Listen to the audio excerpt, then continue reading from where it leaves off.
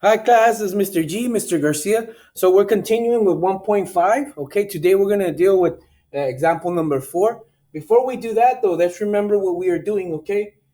How do you simplify expressions involving a negative exponent? We're dealing with negative exponents. So these negative exponents that you see here, we're turning them into positive exponents. Okay, that's what we're doing. But the way we're doing that is we're turning it into a fraction. That's what we're doing. So if you don't understand that yet, go ahead and watch the previous videos. Go up to the previous slide as well, and you can see that. Okay. So let's go on to example number 4. That's what we're doing today. Okay. All right, let's go ahead and start example 4. Before we start it though, I want you to write on the left side.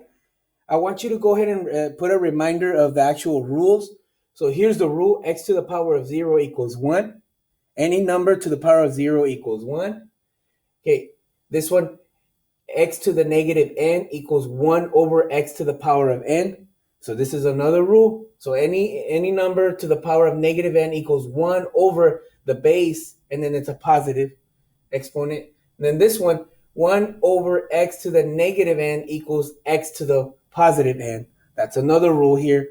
And then I'm just going to go ahead and put this last one.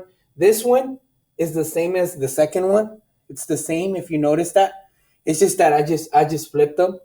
So anytime you see 1 over x to the power of n, it equals x to the negative n. So you can go backwards. So this one is the same as the second one.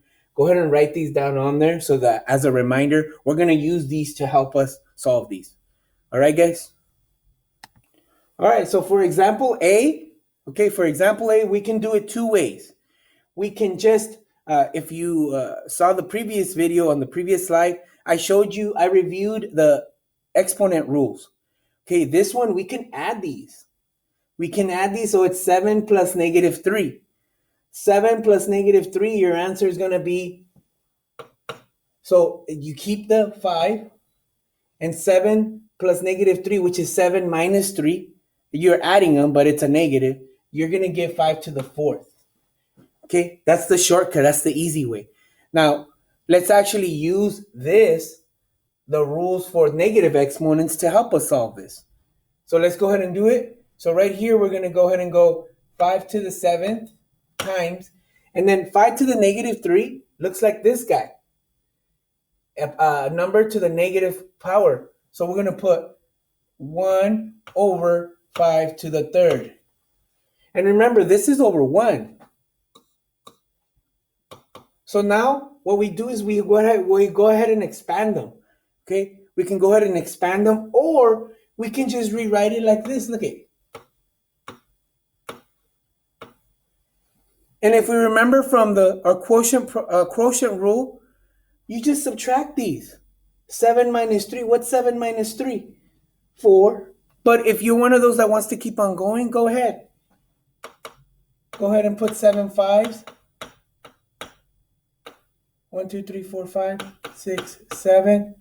And then put 3 fives. 1, 2, 3. You have 5 to the 4th.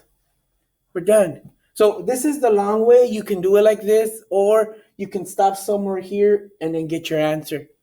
All right, let's go ahead and use a shortcut for B. All right. All right, look at 6B, look at 4B.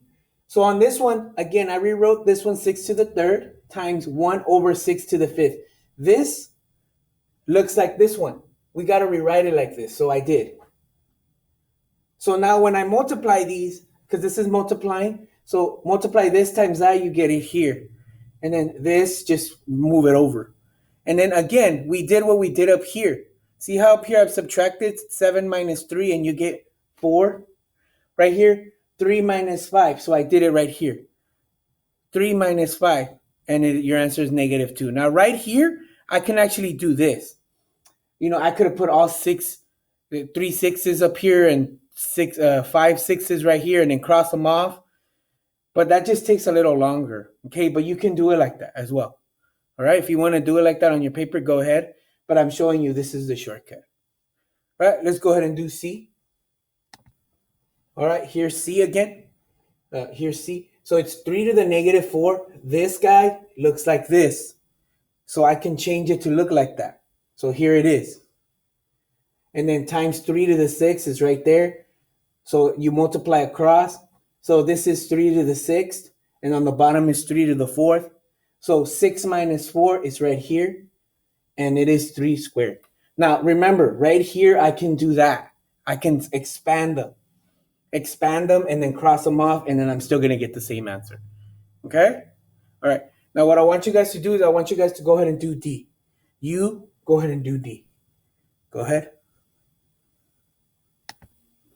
All right, so here's your answer for D, 4 to the negative 3. Hopefully you got the same answer. Okay, now go ahead and do the work in here to get that. Okay, make sure you do that. All right, here's E. So E has both of them as negative exponents. So 6 to the negative 4 equals 1 over 6 to the power of 4 times 1 over 6 to the power of 3. Now, this one, if you don't see how to do this, that's fine. Let's go ahead and expand it. So I have 4 6s and 3 6s. How many 6s do I have total? 1, 2, 3, 4, 5, 6, 7. So 1 over 6 to the 7th. Okay, but there's a rule for it here, right here. When it's like this, I can rewrite it like this. So this is going to be 6 to the negative 7. All right, there it is. All right, let's go ahead and do F. Now on F, it's already written as a division problem. It's already a quotient, so you can already subtract these. But if you don't want to, if you want to actually do the work, let's go ahead and do it. So what we need to do first is split it first. So 2 to the 8th, 2 to the 8th times 1 over 2 to the negative 3. Okay? This is the same as that. It's the same. I just split it. See, there's 2 to the 8th. And remember, there's a 1 on top, so it's the same. Okay? Negative 3. Sorry. And then right here, this rule right here, it's right here. I can rewrite it as a positive. So I can go like this. 2 to the 8th times, right here, it's right here. Right here, right here, right here. It's 2 to the 3rd. So 2 to the 8 plus 3, because you add the exponents, your answer is 9, 10, 11. 2 to the 11th. There it is. Okay? Don't make it so harder on yourselves, guys. All right, so here's G.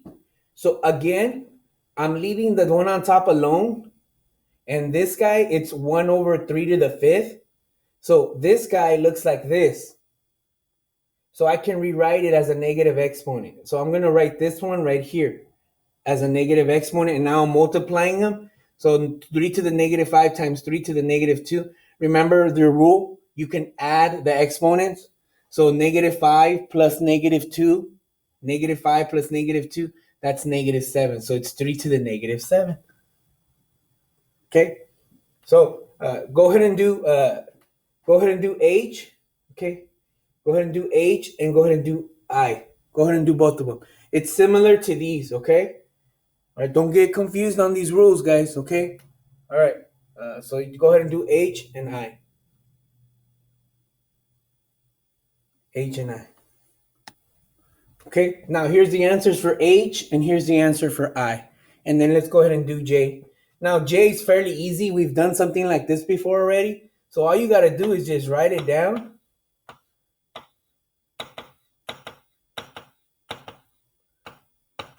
Okay, cross, cross. I have 1 over 8 times 8 times 8, which equals 1 over 8 to the 3rd. And then the way this looks is it's like this. So I can put it as a negative. So 8 to the negative 3. All right? Okay, so these are our rules here. Remember, these are our rules. We're using these rules to help us solve this.